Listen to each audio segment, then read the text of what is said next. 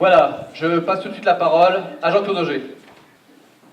Merci, bonsoir à tous. Olivier, Cécile, merci de m'avoir fait l'honneur de vous accueillir ce soir pour la dernière réunion publique avant le premier tour, ici dans le canton ouest, nouveau canton, de ta circonscription. Canton que je connais particulièrement bien, il est vrai, Jean-Yves le disait à l'instant, pour avoir été maire adjoint et puis candidat de reprise. Et je voudrais préciser un petit mot sur ce canton, parce que souvent, dans la presse, on ne parle que de ce canton parlant du quartier d'Étouville. Alors certes, Étouville c'est une grande ville, mais ce canton représente aussi les quartiers de Renancourt, les quartiers du Faubourg et une partie du centre-ville. Il ne faut pas l'oublier. Alors, bien évidemment, quand je dis j'accueille Olivier et Cécile,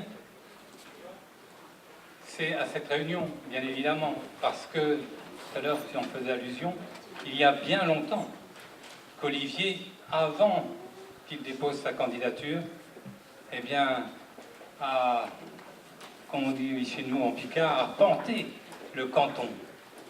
Et il le connaît, je dois dire, j'allais dire aussi bien que moi, mieux que moi. Et il a fait beaucoup, énormément, que ce soit pour les habitants, que ce soit pour les associations, et j'en sais quelque chose, puisqu'une association porte le nom de Ouest, et ils sont nombreux ce soir, et à chaque fois, Olivier est présent. Alors, pour cela, bien évidemment, je voulais te remercier. Et puis, je voulais dire aussi que toutes les promesses que tu prends, elles sont respectées. Oui, j'ai vu sur ta carte élu de proximité, mais les promesses, crédibilité, les promesses sont tenues. Et j'en veux pour exemple, je vais revenir sur le quartier d'Étouville, où les gens étaient vraiment au Coursives dans une insécurité la plus totale, mais la plus totale, et il fallait bien faire quelque chose. Eh bien, il y a un élu, un député, Olivier Jardet, qui a écouté les habitants, qui a écouté les associations. Et là, eh bien, il y avait, j'ai repris tout à l'heure un document que j'ai retrouvé, qui date du 13 mars 2008, c'est pas d'aujourd'hui, où le maire d'Amiens déclarait « Pour Étouville et les Coursives, la ville pourrait mettre la main au pot à la place de l'État. » Eh bien, quand il a fallu demander que ce soit la ville d'Amiens la participation pour sécuriser les Coursives, personne n'a répondu, sauf une personne. 21 000 € ont été donnés, je crois en 2 fois, par la réserve parlementaire d'Olivier. Et je dois vous dire que j'ai encore beaucoup d'attaches sur le quartier d'Étouville. Ce matin, je rencontrais une amicale des locataires en colère. Ils doivent être dans la salle ce soir. Eh bien, il me disait, pour l'instant, il n'y a qu'une seule personne qui nous écoute, c'est Olivier Jardet. Alors, merci pour ce que tu fais, mais surtout, n'oubliez pas, ne vous trompez pas dimanche, parce que on entend par-ci, par-là, que ce sera bien, ce sera facile, et on ira au deuxième tour. Non, dites-le autour de vous. C'est dès le premier tour que le score doit être dépassé toutes les espérances. C'est dès le premier tour. Dès le premier tour. Alors dites-le autour de vous. Merci.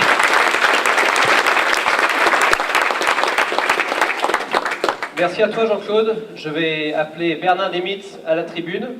Bernard est président du comité de soutien à la candidature d'Olivier Jardet et Cécile Wechter. Et du coup, je vais citer quelques-unes des personnes qui sont également membres du comité de soutien que je n'ai pas citées. Il n'y a pas d'ordre protocolaire particulier. Je voudrais citer néanmoins Guillaume Duflot, qui est le délégué du MP pour la deuxième circonscription, qui est ici. Nathalie Leclerc, qui est au premier rang, Nathalie Leclerc, qui est conseillère municipale, avec Isabelle Griffouin, qui est en fond de salle, qui a laissé sa place. Isabelle Griffouin, c'est également la députée suppléante sortante, donc sa présence nous touche particulièrement. J'aperçois également Jean-Claude Broutin, bien connu des Aminois, qui a fait notre service.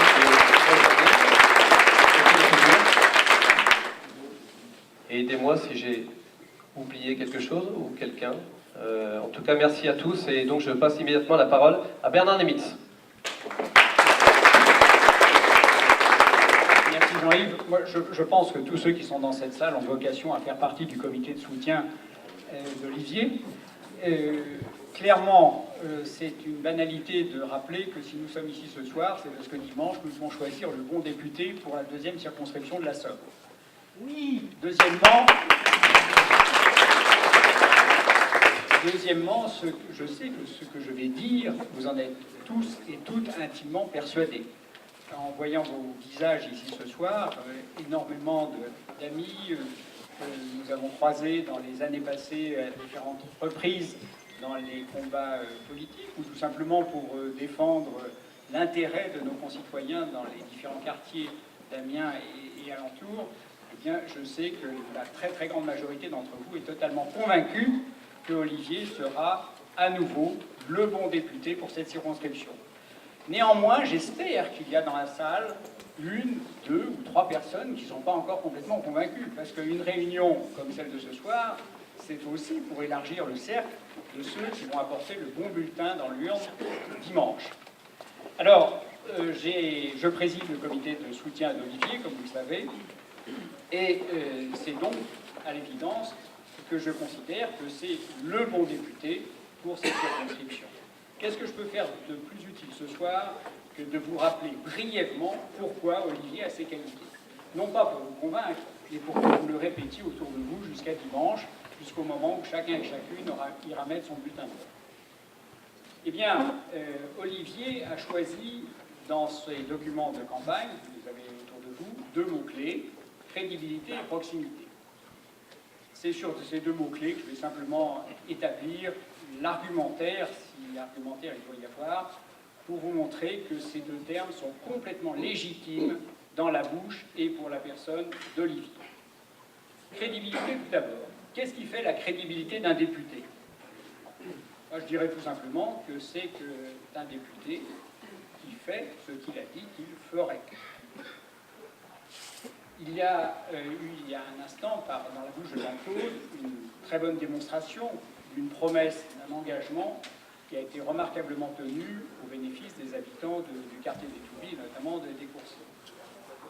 Les exemples, on pourrait les multiplier à l'infini, tant au cours de ses 2 précédents mandats, Olivier a montré que quand il s'engageait à faire quelque chose pour ses concitoyens, que ce soit à Amiens, dans la 2e circonscription ou au plan national, dans son travail de parlementaire, eh bien, il allait jusqu'au bout de son engagement et qu'il veillait à ce que ce qu'il avait annoncé comme étant pour lui une action forte et importante se concrétiserait.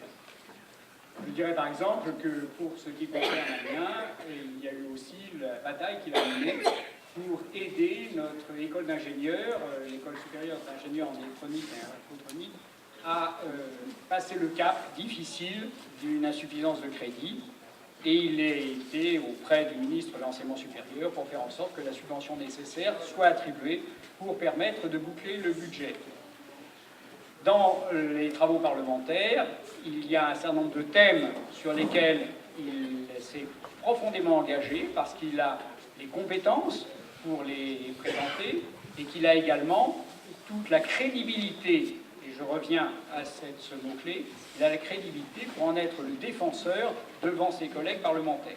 Tout le travail qu'il a fait autour de l'éthique médicale au sens large, les positions courageuses qu'il a prises pour faire en sorte que les patients qui étaient atteints de longues maladies ne soient pas brimés dans leur prise en charge financière, le combat aussi qu'il a mené par sa prise de position politique pour veiller à ce que la fiscalité reste la plus juste possible, c'est le témoignage donc de sa crédibilité de député, c'est le témoignage de sa créativité, de son caractère travailleur et aussi de son courage.